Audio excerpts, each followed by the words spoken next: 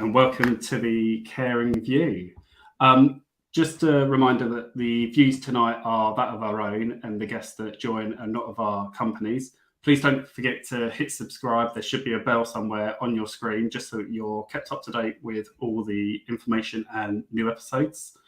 You can find out more about the Caring View at our website, which is www.thecaringview.co.uk.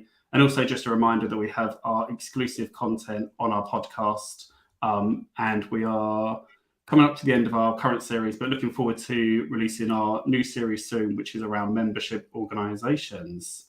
And there is also the Facebook support group for anybody that wants to know more about social care, to network with one another, that you can find over here on Facebook. So, good evening, Mark. Good evening, Lee. How are you? Good, really good. Very well, thank you. Yeah, looking forward to this. Yes, thank you very much for joining. So we're obviously here tonight to talk about mental health. It's obviously Mental Health Awareness Week this week, and we were obviously having a conversation backstage. And like you said, Mark, actually, it's not just about this week when you should be doing something. You should be doing something all of the time. So I guess for me, to dive straight in, what are some of the misconceptions that you see that are out there, and how can we debunk them? I'll come to you first, Mark. Well, I think people have a view that mental health in general and neurodiversity as well. There's a lot of talk around things are exaggerated, and it's become very, very trendy to have ADHD or to be suffering from anxiety or depression or be neurodivergent in some way. There was that big thing on BBC Panorama the other night, around the kind of misdiagnosis of ADHD. And I think there is an element at the moment which is probably created a little bit by celebrity, if you like, and the media around, you've got to have a thing, you've got to have a label. And I personally feel that's incredibly damaging. There are an awful lot of people out there in the world functioning in all sorts of roles who are really, really struggling. Now, I know this year, the Mental Health Awareness Week is focused very much around anxiety, which I think is a really, really important issue to discuss, particularly within social care. Anxiety and stress are two things that go hand in hand. And I feel as if, certainly in my previous career, I used to work in the advertising business for many, many years. Anxiety was always perceived as something that was a little bit weak. I was always felt as if I couldn't really put my hand up and say, I'm struggling with anxiety. The reality is it can be incredibly crippling. And it's a really, really, really serious issue, which is obviously what the focus is for this year.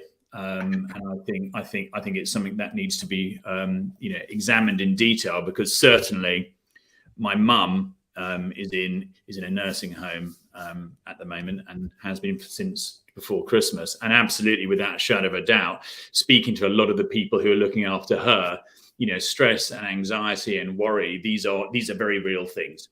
So I think it's a big issue for us to kind of discuss tonight. Yeah. You touched there about how the words and some of the symptoms are kind of banded around. You obviously spoke there about anxiety.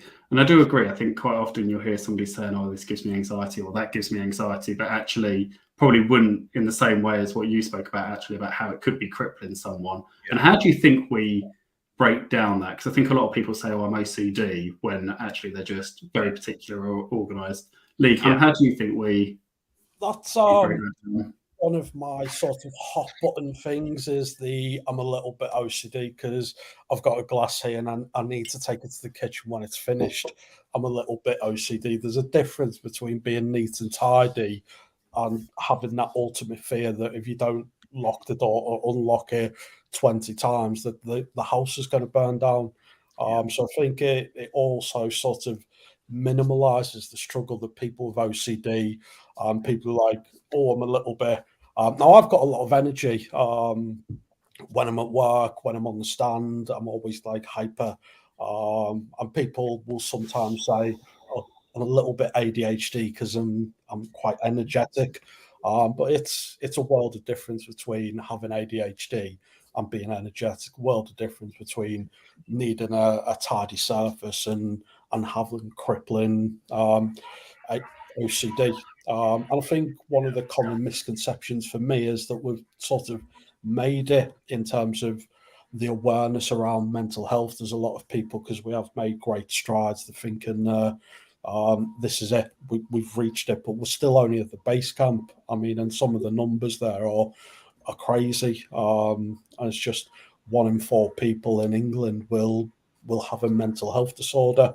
If Adam was here, there'd be 4 of us, and that would mean 1 of us have a mental health problem. I mean, me and Mark talk quite openly.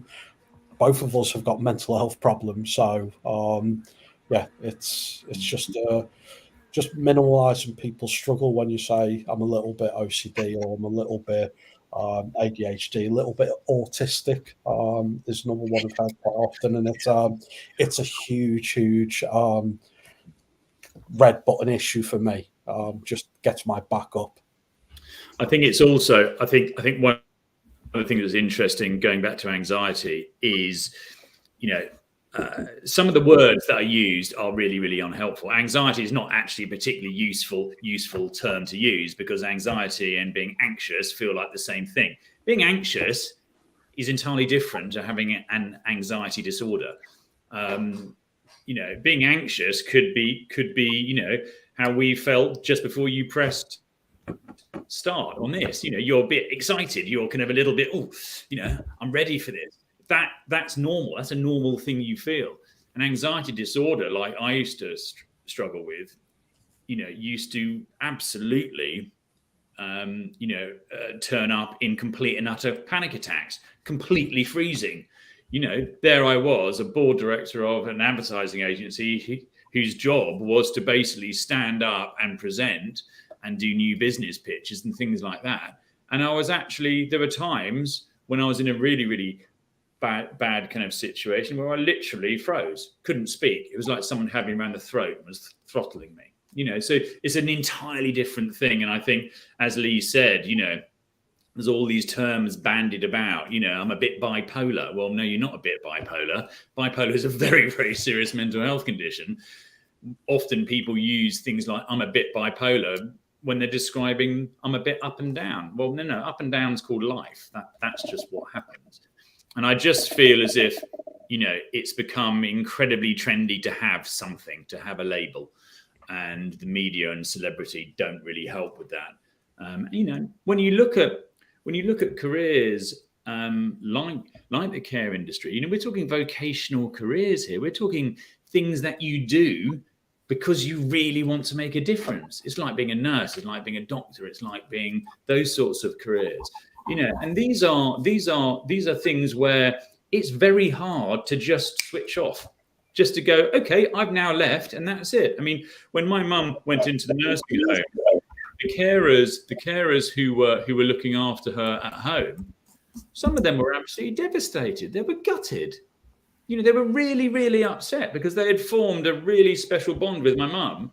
And unfortunately, she had to go into hospital and never came out again and just went straight into a home. So they never got a chance to say goodbye. And, that's really hard. And I think that's why, mental health and the care industry are so closely aligned, because of that vocational nature of that job, because you really do care, funnily enough. Yeah, no, I mean, I 100% agree. And I think I speak to quite a lot of care workers that necessarily don't have the support in place that they feel that they need. They're on low pay, that there's no career progression, or whatever the reason is, but actually they stay because of the people that they support. Yeah. And I think, without those people, they probably would have moved on. And I think some of the work that I do around NACAS is actually encouraging people to actually, those people will be okay. It might be that you can come back and, visit them as a friend, or, as somebody that supported them in the past, but actually it's okay to let go and move somewhere else. And I think I use myself as an example. I stayed in a company for 4 years because the turnover of staff was so high. In my mind, I was like, well, I'm the only constant that they've got, even though that I knew that actually none of the staff were treated well, and I can see why everybody and understood why everybody was leaving. I stayed for that exact reason, because actually I just wanted to be that one normality that those people that we were supporting had in their life. Yeah, absolutely. So for anybody watching, I do feel like social care has taken on mental health awareness and we've kind of embraced it. But I do feel that there's a lot of, and I see it kind of in the manager groups, that, you know, fruit bowls and Wellbeing Wednesday, and whilst they're all great initiatives, they're not actually mental health support. And I think, what advice would you give for any organisations out there that are thinking of, they might have something in place already, or they might have nothing in place, about what they could implement, some really easy, tangible tools for their staff, regardless of pay, regardless of kind of level within the organisation? I think for me, you know, as you describe, you know, the bowl of fruit, the yoga sessions, all these things, that's all great, all right, but that doesn't fundamentally change anything. It's very often around cultural change, and it's very often, in my experience, and this is across the board, whether it's in the care industry or it's the commercial businesses or whatever it happens to be, any business I've operated in, really it comes down to leading from the front. So where you have leaders who are willing to be open and to talk about these issues and to actually be vulnerable sometimes and explain, you know, and be honest and say, sometimes I'm struggling as well. You actually start to create an environment where people can talk. You know, there's a lot of talk around talking, isn't there? There's a lot of people saying, you know, you just need to talk about it, but you need to talk to the right people. You know, you talk to a boss who doesn't believe that actually mental health is a really, really serious issue and believes that you should be able to just deal with it and move on and have a tough shell and all that, you're really talking to the wrong person. So it's often really about leading from the front. And whilst it's all lovely having Wellbeing Wednesdays and all this, that's important, yeah? But fundamentally what it comes down to is creating an environment where people can talk, okay? I do a lot of work with the military, and one of the really interesting facts there is the British Army are pretty poor at this. The Royal Marines are amazing at it. So the Royal Marines have an example of, you know, we're talking about people going through traumatic experiences, just like care workers are, all right? They have a rule that is, if you've been on active service somewhere, you are not allowed to go home until you've had 2 weeks in Cyprus together, talking with therapists and counsellors and actually talking about your experiences, because they're very, very keen to suppress some of the negative stuff that tends to happen when people go from conflict situation or traumatic experience straight back into the home. So I can see in the care industry where you have trauma, which is a reality. You know, if one of your people you've been caring for passes away or has to move into more nursing type care or whatever it happens to be, you know, or there's abuse going on, or there's poor levels of behavior from some customers, let's be honest with you, it does happen.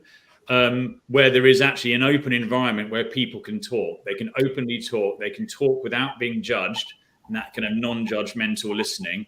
But this comes down from having the right people in the top of the organizations who actually appreciate it and understand life's not always perfect. I think that's really, really important. So if you've got a registered manager that's really keen, they want to promote things, they're doing everything they can, which is within their control for their staff, but they've got a director or they've got a CEO that really doesn't buy into it, kind of just thinks, you know what, actually, like you said, just isn't invested in the whole idea of mental health and wellbeing. What would your advice be there? Because I think if we said you need to leave and go somewhere where there is, I think we'd have a lot of registered managers and a lot of care staff probably get up and leave and go somewhere else, which would obviously cause a massive problem within social care and probably healthcare as well. Yeah, yes. I mean, I think fundamentally, you know, the most important thing that I've seen with my experience so far, and this is personal experience, is what every single person wants who is in the care industry, who's being cared for. They want consistency. All right. So the number one thing as a manager is to ensure you keep your good staff, in my opinion. because that is what the end user wants. They want to see that same person. If you're suffering from dementia, the last thing you need is seeing someone different every day. The care company who looked after my mum at home was sending different people all the time, and it was really quite grim, quite traumatic for her. And I had to eventually say, you can't be doing that. That can't happen, because it's sending her into a tailspin. So I think consistency of care is really, really important. And if you want to keep your good people, actually, as a registered manager, you need to start looking at what your people want. Yeah, and that becomes the most important thing. And if they need an environment where they can openly talk about what's been going on and get things off their chest and not take those things home with them. It's a little bit like one of those sayings, isn't it? With your other half, if you have an argument, make sure you make up before you go to bed. Don't sleep on it. What you need to be doing, I think, is where you've had difficult scenarios, whether that's abusive situations or verbally abusive or whatever it happens to be, or traumatic experiences, I believe you should be trying to deal with those before you're leaving work.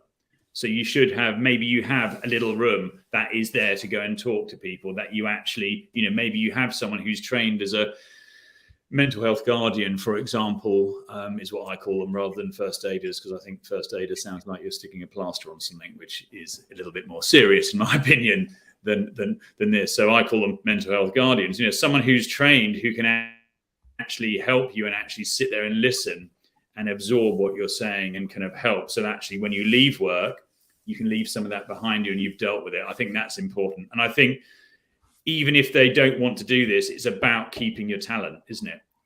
Every single business in the world, whether you're whatever business you're operating in, it's about keeping your talent. And if you've got great carers who are doing a brilliant job, you've got to keep them, and you've got to keep consistency. So I think it really comes down to, you have to be led by what they want. Sorry, Lee, I'm talking too much. You talk.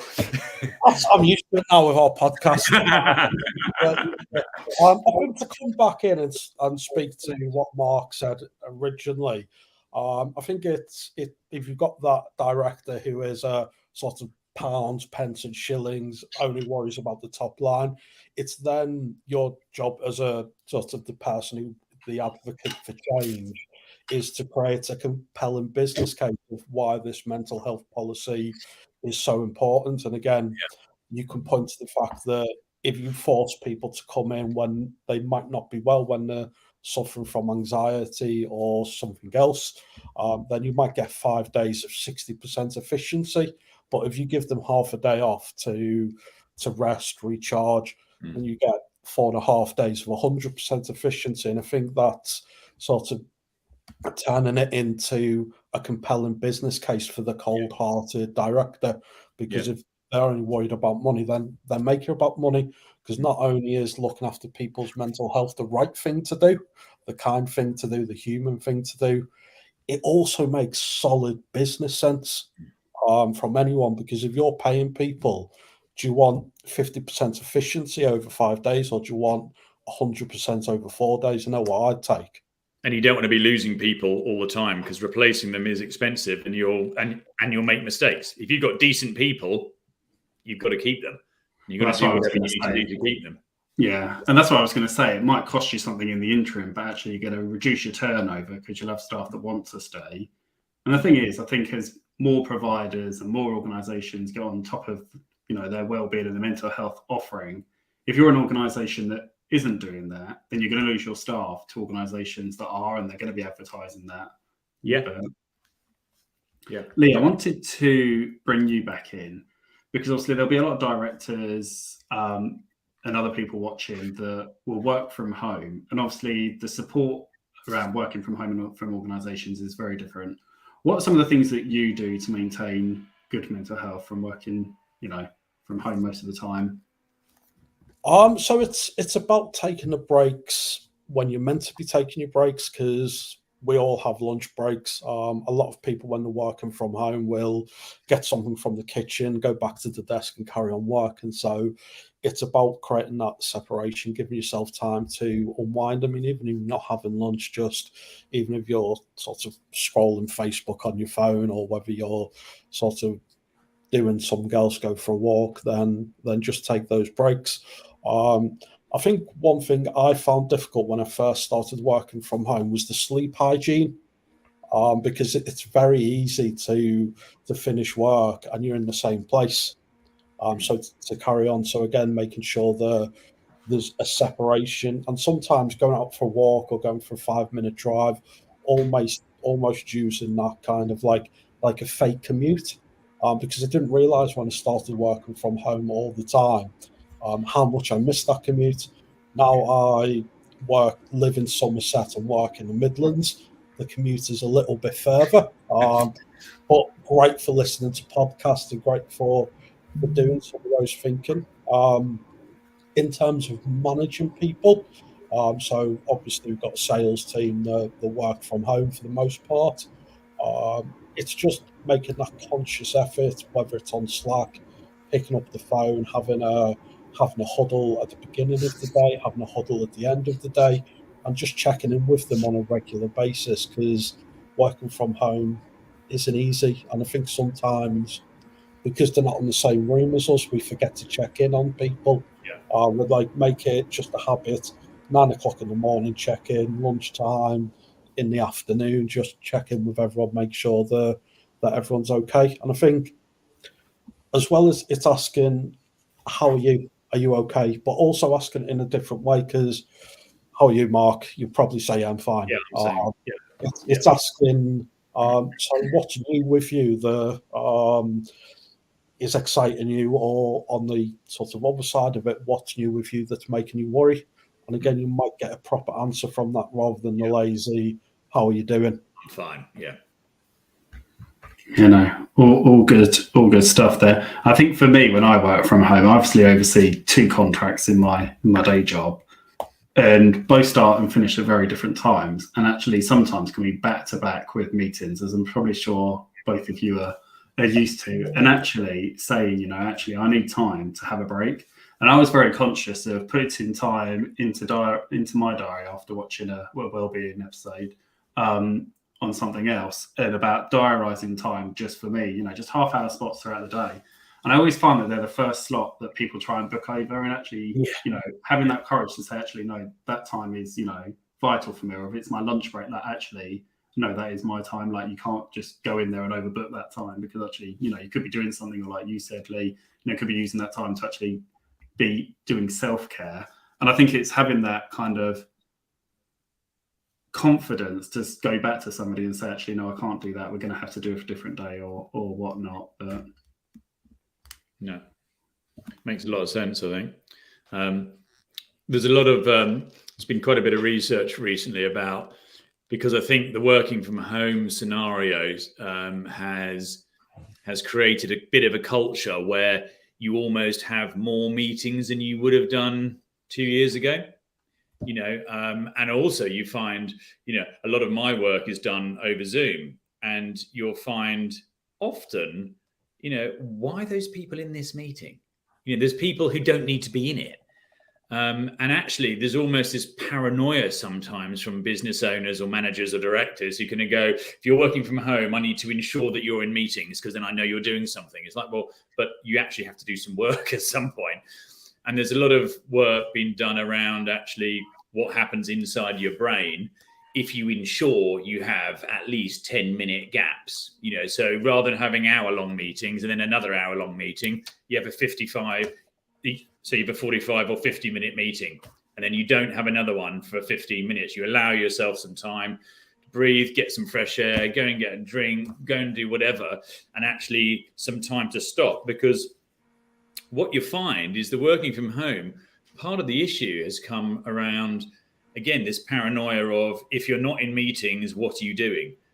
But then you'll find people end up doing 7-8 hours in meetings. Each meeting you have, you generally pick up work, don't you?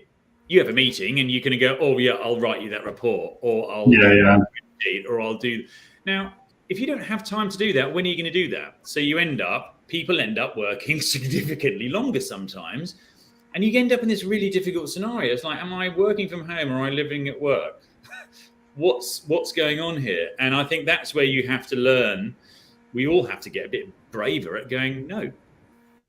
I think Yeah, and if Adam was here, he would tell you. And I can't remember how long it is. It's either 40 or 50 minutes that he schedules meetings for, so that actually you're not back to back. I mean, I always book an hour, even if I know the meeting's going to be half an hour, because I know then you've got half hour of time that people aren't going to book over because you've already got something in your calendar, but time to digest what you've just been and you told. might be able to actually do that work. Yeah. Because otherwise, you go from one to another. By the end of the day, your brain's. And I used to have it on a Thursday. I'd start at 8 o'clock in the morning. I'd be back to back all the way until 5:30. And I used to think by the end of there was no lunch break in that time, and I just used to be frazzled by the end of the day.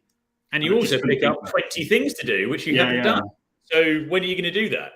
When you're really tired and you can't think straight and you do it badly or averagely, or it just piles onto the next day. And it's tricky. And you are right about people being there for meetings' sake, because I think you can tell who those people are because they're always multitasking. They're always doing something in the background. Yeah. Or same with people into emails, isn't it? Or their camera's off, or they keep disappearing, and you're going to go, hello, if you don't want to be here, that's cool. Go and do something more useful, maybe. It's true. So on the subject of online meetings brings me nicely into, I wanted to talk around technology and kind of how technology plays a part in kind of the mental health support that we have for our teams or for ourselves. And obviously, it's probably a good time to bring up that obviously you guys have got your podcast, and I'll hand that over to you around mental health, because obviously a big bit of tech there helping you do that. Don't know who wants to plug Care to Talk. More than happy for both of you. Yeah. So really excited about Care to Talk. We've just finished the first season, so really sort of just around mental health in the care sector. Very big passion project for me and Mark. We've always talked about doing something, and it's great to get off the ground. We've had some amazing guests, including yourself, Mark. That was a great episode on work-life balance. So very much. I try to steer the conversation, and Mark is the brains of the outfit. So really enjoying doing that. No, it's good fun. It's really, really good. So we're quite honoured to be onto yours, which is on season, what is it, 5 or 6? So our podcast we're just finishing up season 5, and this is year 3. So we just say, obviously season 3 of the Tuesday shows, which is, I know I was saying obviously backstage seems crazy though, and we thought, let's just do it as a one-off to, 3 years down the line of booking guests and having a different subject each week, and full-time job in itself. Challenging, exactly. Yeah. But I think, go on. How's that with mental health? So obviously you've got your day job, which is manic, I imagine, and then you've got another project. Does it ever just get on top of you? Does it ever overwhelm you? Do you manage to keep it all in balance? I think for me, I'm normally quite good. I think because I'm very passionate about social care, I've got a job in social care, and then this is just obviously to raise it. So I never see them, either of them really, as a job. I just see it as kind of something I enjoy doing, which is always beneficial. There are sometimes when I think, oh God, we've got to do this, we've got to do this, and we've got to do that. And I think at those times, I think Adam and I speak every day, just pick up the phone or drop a WhatsApp and just be like, right, we need to do this, slightly panicking that we haven't done X, Y, Z, and what do we do? And I think we just share the load 50-50, so we know exactly what one another's doing. Like Adam's away this week, he's off work, and just said, I'll pick up all your bits this week, but you just go and have that breakaway because you need that break and to unwind and relax. And I think all the bits I do, I think I'm very conscious of what I do and have the ability to do it. And I think if there was something that I couldn't give my whole heart to, I wouldn't do it. So I think very realistic with my own expectations, as well as kind of what the expectations from others are. And I think it also helps I'm a bit of a night owl, so whilst everybody else is kind of sleeping, I can be pottering around with emails. No, I'm not going to get a response until the next day, so which is always a bonus. But you obviously must be the same, because you both obviously got your own jobs, and then obviously the podcast and everything, but you have to interweave into all of that.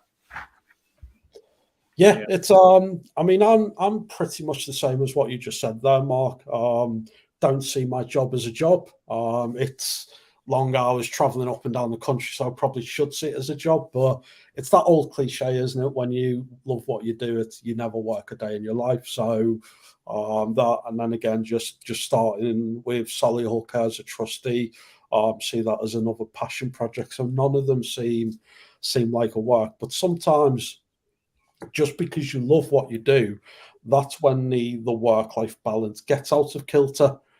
Because if you're like, oh no, I've got to get to work, and then you drag yourself out of bed to go to work, and you all 8 hours is an absolute chore of it, then you're going to do the bare minimum. You're going to do what you have to do.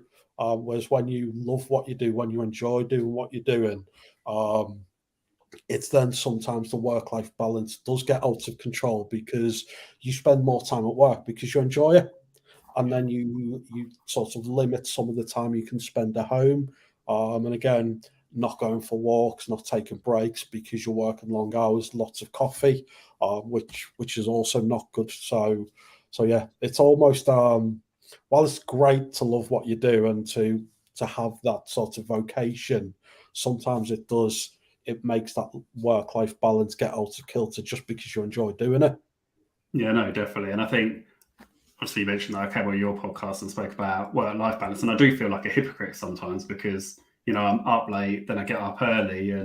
But I think one thing that kind of COVID taught me, obviously moving into the care home and being away from the family, is actually there are things now that I make sure that I do that I wouldn't not do. So things like the school run and, on a Tuesday doing things like this, and if something at work came up on a Tuesday evening, I'd be the first to say, actually, you're going to have to count me out because actually I do this, and I've got my priorities, and I don't think I'd ever done the school run pre the pandemic, and my eldest was in year 3, whereas now I do the school run 3-4 times a week, do the school pickup. So yeah, I think I've just kind of interwoven that into my diary, and I think everybody that I work with has just come to expect that actually Mark will be doing the school run. He might be online before, but actually at that point in time, he's going to be out of the business, and then we'll be back on as soon as he gets back. But yeah, it's nice. One of the things around diarising stuff, which you mentioned earlier, Mark, I think is absolutely fascinating, because I did a load of work a while ago with a coach who was kind of explaining how actually you will often end up being far more efficient if you start to look at things the non-traditional way. So what she does is she color codes her diary, right? So green, for example, is her stuff, right? And that can be whatever, walking the dog, exercise, reading a book, whatever it happens to be. But that is the first thing that goes in every day, right? And then work goes around that. And she's a comedian, she's a public speaker, she writes books. So she has all these different codes, all these different color codes for different aspects of her life. But she starts with her, because she knows if she doesn't do that, they won't happen. And they are absolutely set in stone. Not the time, because obviously things change during the day, but I'm going to have an hour that I do something for myself, no matter what. And it's just a really nice way of doing it. And I started doing it about a year ago. And it's just a really different way of looking at it, because we're also work focused. We're always going to go, right, work. What do I have to do today? Oh, and I might try and go to the gym later, or I might try and go for a swim later, or I'll try and squeeze that in. Her view was very much, no, you start with that and you work around it. And it actually means, for me, things like, so I'm divorced and I've got 2 teenage kids. So I need to actually put effort in to ensure that I see them and I speak to them, and I do that every day. So I do stuff for myself, family things, and then I work my work around that. And you know what? I still get everything done. It's not like you're going to then sacrifice things work-wise. It means you're going to get the stuff that makes you happy. And if you're happy, you'll work better. It's not rocket science. And I think people get very, very confused about pushing themselves, push, 10, 12 hours a day. Well, funnily enough, by the end of that, you have no energy for anything, for partners, friends, anything that gives you real joy as a human, you can forget. because work's great, right? If you love your work, it's brilliant, but work will never give you joy like spending time with your other half, your family, speaking to your friends, doing something for yourself, going for a walk with a dog, or whatever it happens to be. And I think it's an important way to look at life. And I think if you're working in a frontline role, very easy to see those blurs, especially if you've been there a long time, your colleagues have been there a long time, and you associate them as your friends. Actually, being in work for a lot of people with those colleagues, friends, could very easily draw you into picking up all those extra shifts, all those extra hours, because you obviously want to be around those people. So yeah, I can see how that would draw you in. I mean, I do color code my diary, but more for a visual, so that if I have the whole week up, I can see very clearly whether I've split my time evenly between like the contracts that I oversee, what I'm doing, and it's just a very visual for me. But Lee, do you color coordinate your diary? Always color coordinate my diary. Always try to turn off notifications on my phone as well. Another thing I do to try to limit some of the intrusion is put the apps within folders, so you don't see because you can turn off the notifications and then you see the little red number 2. Again, it's just, I need to check that. Or I just need to check. It's going to be something really, really important, which generally it's not. Yeah, never is. Yeah, no, I think that's a good tip. And on that subject, obviously, social media obviously has a lot of those notifications and a lot of those kind of the 1, 2, how many notifications you've got. How does social media play a part? Now, I think I'm very conscious that I know Instagram is all about the likes. And I think for me, it creates this very false world. So I'm not on Instagram because I just don't find it a very real social media platform. But what role does social media have within kind of mental health and trying to tackle some of that issue? I think, and again, I'll let Mark come in a bit because he'll have a lot of insights to this. But I think there's a huge negative effect, which again I'll let Mark talk about. But I think raising the profile and breaking the stigma, I don't think we'd be as far along the lines if it wasn't for social media. I think social media has helped break that down. There's obviously a huge element of where it's caused mental health as well and where it's aided that.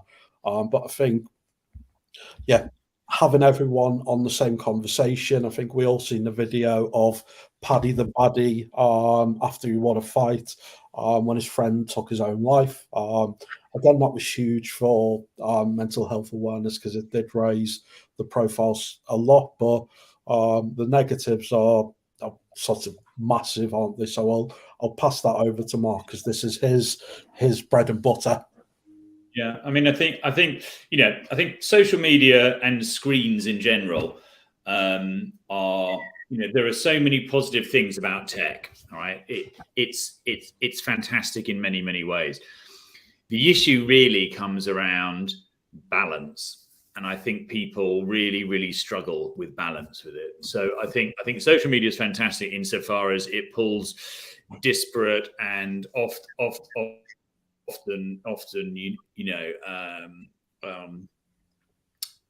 groups of people who have been who have had issues or have been segregated or discriminated against, can bring them together. Absolutely. I think there's lots and lots of positive things, but when you start to look at the science behind it, you start to go, it's quite alarming, and particularly in children, you find, but I won't necessarily talk about that now.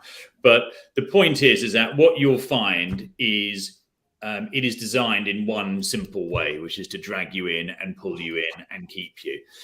If you look at Google, Instagram, Facebook, TikTok, definitely, but all of these sorts of platforms, the simple fact is they all hire very, very smart neuroscientists to make their tool as addictive as possible.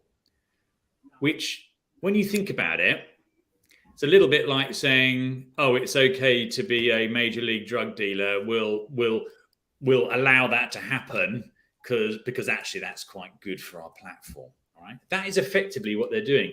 If you start to look at what happens in the brain, particularly of young people, but of all of us, when you get likes and you get comments and you get positive feedback from whatever it happens to be, you get a big spike of dopamine in your brain, and you'll see it time and time again. You'll get, even if you put a LinkedIn post out and someone goes, oh, that's brilliant, that's brilliant. You see what happens in your brain. You go bing, bing, bing. It is the equivalent of doing a line of cocaine. All right. Time and time again, you'll see when they correspond, those two graphs together, you'll see boom, boom, boom, boom, boom, boom.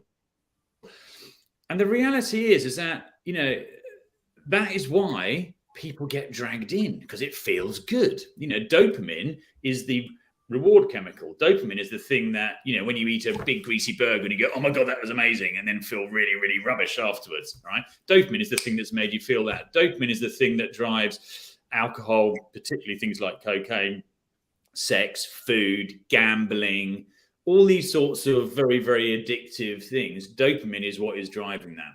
And this is unfortunately what excessive social media use does. And all I would say is I'm fairly agnostic around it, because I've now managed to kind of control it, because I've got rid of all of those things from my phone. I don't have anything apart from LinkedIn, which is, for me, is a very, very good source of business. So actually, I kind of need to use it. But I don't have Facebook anymore. I don't have TikTok. I don't have Instagram. I don't have Twitter in particular. That used to drive me insane. But I just found, and this is me talking about it for a living, I was spending worrying amounts of time without even realizing it. If I looked at my phone, I would be, if you look at the screen time on it, things like pickups, over 100 pickups a day, spending 3 hours on Facebook a day. It's like, no, I didn't. Well, you did. It's telling you did. It's real. And you just sit there and the amount of hours that I regained myself when I got rid of those things from my phone. Because actually, you don't tend to look at them on a laptop or on a computer. It tends to be very, very much smartphone driven. And as soon as I got rid of them, I regained about 3 hours a day. And actually, for a while, I was going, oh, I really, really miss it. I really miss knowing what that person who I went to school with, who's my friend, who I haven't actually spoken to for 20 years, is doing. No, I didn't. I really didn't. I had for dinner.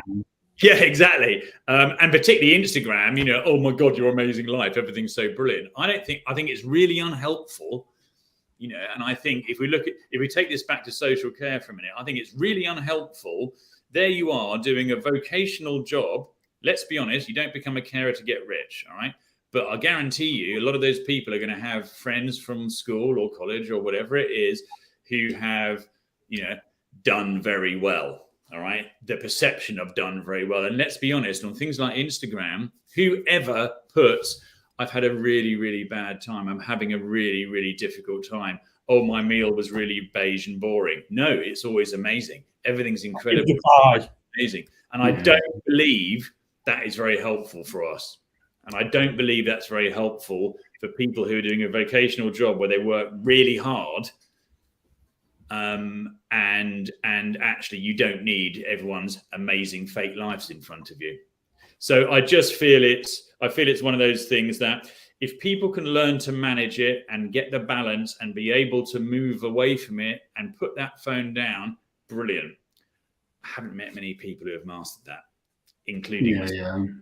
And I do find, out of all the platforms that I'm on, LinkedIn seems to be the most real one, with a lot of people talking about kind of what they're going through. It seems to have kind of reached out. I think my worry with, I do use TikTok, and I know we've spoken about it on the show about the amount of time in the screen, and it still amazes me the amount of people that don't know that actually you can see the screen time in the apps, and like you spoke about the pickup, and actually that reality hits home of how much you're using it. But I think TikTok in particular, I was speaking to a manager on LinkedIn, funny enough, just in the messages, I'd done a post around TikTok and using it, who was saying that the TikTok was absolutely fine, and obviously it's done on the algorithm, but the second it started, I think he had interacted with some posts that weren't so positive, but actually then his scroll and his For You page became very negative, and actually you could see that, which is a worry if that's kind of how all the social medias want to go, is that actually if you engage in something that might be around mental health and you might be supporting somebody, is actually how your timeline could then very easily flip from maybe a funny video or whatever into something a lot more darker and deeper. And for a lot of people, they wouldn't then be like, oh, actually, this isn't for me, and switch off. They'd end up getting engaged in that because that's all you're seeing in front of you the whole time. Yeah. Oh. I mean, the algorithms are very, very scary. I mean, my son is 16, and when he kind of was first using his kind of phone quite a bit, he was, I think it was Pinterest. It was fairly harmless stuff, all right? And he was getting quite into sport, and he was quite into running. And so he started following some stuff around that, and it was all very, very innocent until one day he liked, a quite attractive looking girl who was a runner. Before you knew it, it wasn't porn, but it was getting closer and closer, and very, very quickly snowballed to almost, I'm now going to pull you in and drag you into stuff that you never actually wanted to look at in the first place. Now he's a 15-year-old boy, maybe he did. But my point is, it was very, very quick. It was like almost one like on something where a girl was rather attractive, not wearing very many running clothes, to suddenly full on, whoa, what is going on here? Right, yeah. And so that's what worries me. And I don't know whether any of the audience have ever watched something called The Social Dilemma on Netflix. It's absolutely fascinating, and it's all about how the algorithm works. And it was predominantly around Facebook, but it is fascinating how it works and how it gets into your head, and how they're incredibly clever. I mean, it's actually the kind of original source of AI, effectively. And it will start to learn, and it will start to pull you in. It will start to drag you down a route that you don't necessarily want to.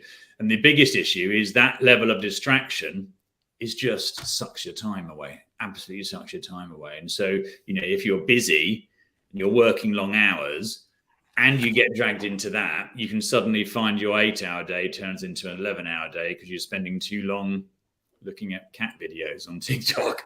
Yeah. I think in terms of the mental health piece with social media, I think even though they're designed to be helpful, all these videos on bipolar or ADHD or other subjects we are, as humans, a lot of us are hypochondriacs. A lot of us will have a cold and then that will get blown out of proportion. So then people who watch a video about ADHD will then self-diagnose. And the same with things like narcissist tendencies, they'll self-diagnose them when, again, nothing could be further from the truth. But again, with sort of access to information, then comes the access for that information to be used in a less than friendly way. And you also find there are an awful lot of doctors on things like TikToks. Now, don't forget, if you write a really long essay and you happen to get a PhD in something, you can be a doctor. And I find that slightly concerning. You get this doctor talking about ADHD. Well, they're not a doctor in medicine. Yeah. And we have spoken about that on the show, not in terms of mental health, but in terms of HR and kind of employee relations, because I think in social care, we see that a lot in the forums, that somebody puts a question up and people all of a sudden become a HR expert giving advice. And the amount of times I've read something thinking, oh God, you should definitely not be doing that. But I think people read that, and like you said, you're seeing that on social media and you believe that's true. And then you're embedding that into your life or into your team. And before you know it, kind of spreads rapidly, and it's harder to undo it than it is to put it in. Very conscious of time. There were 3 things I did want to speak about before we end. One was around this mentality in social care, and I wanted kind of your advice on your position. So we're always told, leave your baggage at the door and go in. Now, I have a very different outlook on that, because I think everybody's got something going on, whether it's financial concerns, whether it's relationships, friends, your pet's unwell, whatever it is. And actually, that's a really unhealthy mentality that we have, because we're expecting people to be able to put that to one side. And actually, we should be embracing it and spending time with them, talking about it, so actually that they've dealt with that, and then they can go on and support the people that they're supporting or whatever the activity is. What would your advice be around that if you've got if you work for an organisation that expects you to leave kind of your baggage at the door before you go into somebody's home or into the care home? I mean, it's no different to sort of how work used to be. It's just very outdated. Yeah, if we were all superhuman, we could all leave our baggage at the door. And it doesn't matter what level you are. If it's entry level, if you're director level, then everyone's got stuff going on. Again, it could be family troubles, it could be health problems, it could be money worries, it could be you're worried about your work, you're worried about the actual job. And for people to leave it at the door, it's just not possible. It's a throwback to that stiff upper lip, that sort of pull your socks up, get yourself together. The workplace has moved on. I mean, we sit here most of the times on Zoom, doing everything by emails, not a filing cabinet anymore, not writing out ledgers. The workplace has moved on in terms of how we do our job, but what the workplace hasn't moved on in terms of for a lot of people. And I mean, there are companies out there that has moved on, but for a lot of companies, it's stuck in the dark ages of leave your stuff at the door. This is work, that's personal. I mean, it's just a good manager talks to people about it, and they get their head in a good place where they can offer a lot of productivity, but not just leave it at the door. This doesn't happen. It's not my concern. I pay you between 9 and 5, and that's your only concern is your job. And again, like I say, the workplace has moved on in terms of technology and how we do it, but it hasn't moved on in terms of leave your stuff at the door. And I'm sure Mark's got a lot more to add to that. I mean, I agree. There is a whole thing around bringing your whole self to work. What I certainly think the pandemic has done, certainly around the working from home bit, is realize you can't separate the two things. You're a human being, all right? You cannot, if you leave all of your personal stuff at the door, you're walking in the door not as you. Fundamentally, you are you, and you experience all sorts of things, and life is a broader thing of which work is part of. So I agree with Lee. I think it's a very, very archaic way of looking at it. And I think if your expectations are that of people, you're going to be disappointed, because human beings can't do that. And actually, if I look at my mum as an example, when she was having carers coming into her home, the ones who she got on really well with were the ones who she talked to. She talked to about their lives, about their other halves, their children, their, where they were born, when they came to England. She had this lovely girl who she got to know really, really well, who is from Indonesia, and they talked at length about her life. And my mum found that really, really interesting. What she would have not found very good is if she came in and literally did her job and didn't talk about anything. She wanted that. So I think you have to think about, what does the end user want? They want a conversation. They want to talk to people. And actually, if you're struggling with dementia, actually, it's the best thing you can do.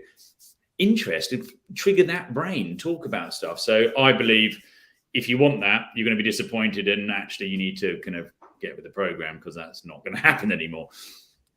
Yeah, no, definitely. And I think it's a bit like, tattoos and hair dye and bits and pieces. They were all you can't have that in the workplace, but actually great conversation starters for a lot of people. Or what's that tattoo? Why did you have that? And like you said, actually just opening that door to, speaking to one another. Yeah. Resources. Anybody watching tonight or on catch up, what resources are available in the UK that people can go and use that are tangible and easy to decipher, as opposed to any reports that are out there? Well, I mean, I don't know whether a lot of my clients have kind of EAP, so employee assistance programs or providers, who offer elements of free counselling or therapy. Mind is a very, very good resource in terms of reading things. There are depending on what sort of thing you're interested in, there are lots and lots of great podcasts out there.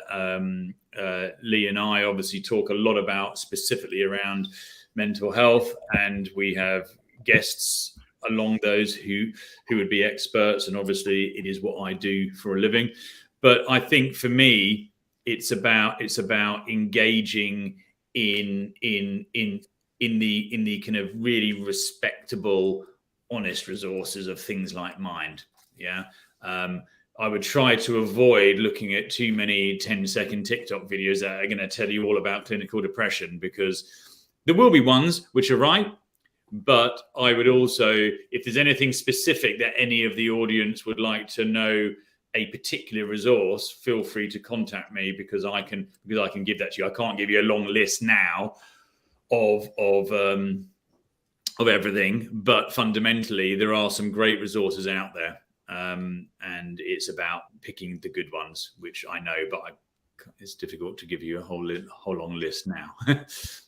Yeah, no, thank you very much. And I've shared your details there on the screen, so anybody can obviously get in touch with you there, or obviously on LinkedIn. Lee, any good resources that you know of? Anything that you've seen?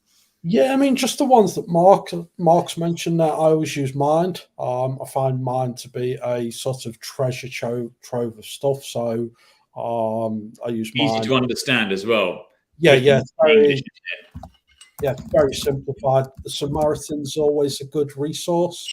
And again, because we are on the Care and View, we're talking about the care sector, care workers charity. There's a lot of resources there available. So again, if it's sort of care centric that we're looking after, then yeah, care workers charity is another good one. But I really like Mind. Like Mark said, it's really simplified. It's not jargon. It's not heavy. It breaks it down into the facts that you need to know. Yeah, no, thank you very much. And I'm pleased you spoke about the Care Workers Charity. I was literally just on the website on my other laptop looking at whether they still offer their mental health and wellbeing support grants, which they do. So yeah, I'll share the link on here in a moment. So before we wrap up, just wanted to hear a top tip for wellbeing, whether that's for personal life, whether that's in work, or one takeaway that people could use. I'll come to you first, Mark, as the expert in the area. Okay. I mean, for me, I think it's quite interesting, actually, because a lot of people spend a lot of time focusing on, if you imagine a house, all right, and the roof is your head, all right, and they spend a lot of time focusing on their mental health. And that's great.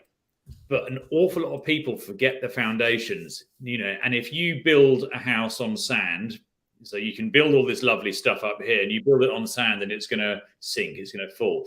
Now, those foundations for me are actually not necessarily mental health things. They are hydration, nutrition, sleep, okay? Exercise is another, but actually exercise actually isn't. A lot of people put exercise as this massively, massively important thing. I'm not talking about running marathons. I'm talking about doing something physical every day, going for a walk, whatever it happens to be. But fundamentally, hydration, nutrition, and the fuel you put inside you, and sleep are the absolutely essential. If you get those right, it's actually much easier to build that roof on that house. If you don't, all that happens is you put more and more stuff in top, and if you don't have those foundations right, the house sinks. So for me, it's really about getting those basics right and understanding your well-being. A lot of people go on about mental well-being and physical. They're the same thing. You have to think about the whole, all right? Because you'll find so often people can be very, very physically fit, but are in a really, really bad place mentally, and vice versa. It's about looking at the whole. So for me, it's really about look at those basics. If you don't drink enough water, if you eat rubbish food, and if you don't sleep well enough, you know what? You can forget about the nicer stuff. Yeah, you've got to get that right. And that's obviously one of those things that when you're really busy, it's very easy to forget to drink your water and eat reasonable food and get some sleep.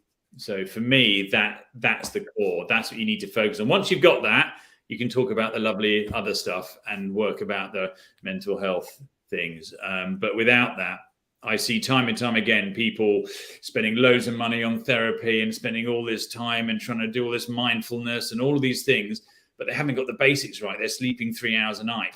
It's never going to work. Yeah. Unless you're Margaret Thatcher. It's not a good person to mention in this conversation, but you know what I mean. Yeah, no. Great advice there. One more. mentioned you don't have to run a marathon. We just point out all of Mark's medals in the background. Yeah. Okay. Well, that I'm not saying I don't do that. What I am saying is you don't have to be a nutter and do really, really stupid things like these. You can do, for me, that's just my slight obsession. It used to be really bad things. So actually, it's not a bad thing to be obsessed with things like that now. But yeah, I think exercise is important, but don't think exercise means doing an Ironman. It means doing something where you get up and you do something and you go and get some fresh air and some sunlight. It's spring, sort of. Yeah. Let's enjoy it. I noticed the other day that I was doing a talk for a client about spring and the opportunities it brings. There's an extra 9 hours a day of sunlight at the peak of summer compared to the depths of winter. I would use that if I were you. I would get outside and get some vitamin D and some fresh air and some sunlight and some, it makes a world of difference. Yeah. I think for me, in terms of a top tip, breaks down into 3 words: just say no. So I think that was that a 90s anti-drug slogan? Grange Hill, that was. Was that Grange Hill? That was ironically said by Zammo, who then ended up a heroin addict, which was the irony there wasn't lost on many people. But yeah, no, don't be afraid to say no. We as British people, I think sometimes we're like, I'll take that on and I'll take that on, and it just adds to the load, can lead to burnout. So don't be afraid to say no. I mean, if it's part of the sort of job and it's reasonable, the request, then don't start saying no to everything. But when it is going to lead to overload, detriment to yourself, don't hesitate to say no. Another thing I wanted to sort of just push in before we go off is, we are talking about mental health awareness. Just be aware that there's a difference between a mental health diagnosis such as bipolar, anxiety, proper diagnosis, and mental health conditions such as overthinking, which I'm sure every person in the world overthinks from time to time. So for people to I think some people think on a macro level that I don't have anxiety, I don't have multiple personalities, don't have borderline personality, so I don't have mental health. We've all got mental health, whether it's good, bad, or indifferent. Overthinking can lead to anxiety, and again, it can just be a slippery path. So yeah, just be aware that just because we don't have something major, it doesn't mean that we don't have mental health concerns. Great advice. The top of my list was, it's okay to say no. So just reinforcing that message. I think the only other bits for me would be to seek advice, but professional advice, or using kind of, the Mind website that Mark and Lee have recommended, which I've just shared on there, and speak to somebody. And I don't think that doesn't necessarily have to be a doctor if you're not ready to speak to a doctor, but somebody that you can confide in, whether that's a friend or a family member, just to, that old saying that a problem shared is a problem halved. And I think that's very true, is finding that somebody. And it might be that actually, and I think we've spoken about the negatives of social media, but some of those groups, actually, there might be somebody that is going through something very similar to you, or a support group in person within like your local community, where actually you can build a real bond and a friendship and share what you're both going through and kind of go through that together. So the only thing I'd add to that, Mark, is just in terms of talking to people, just think it through quite carefully before you open up to someone, because if you do it to the wrong person, it can be quite detrimental. And sometimes, unfortunately, your friend who you think will be great to talk to might be of a pull yourself together, it was much worse in my day kind of comment, which is a very, very unhelpful, unvalidating thing to do. So I think there is an element of just thinking that through carefully, and actually sometimes just saying, I just want to talk. I'm not asking you to solve anything.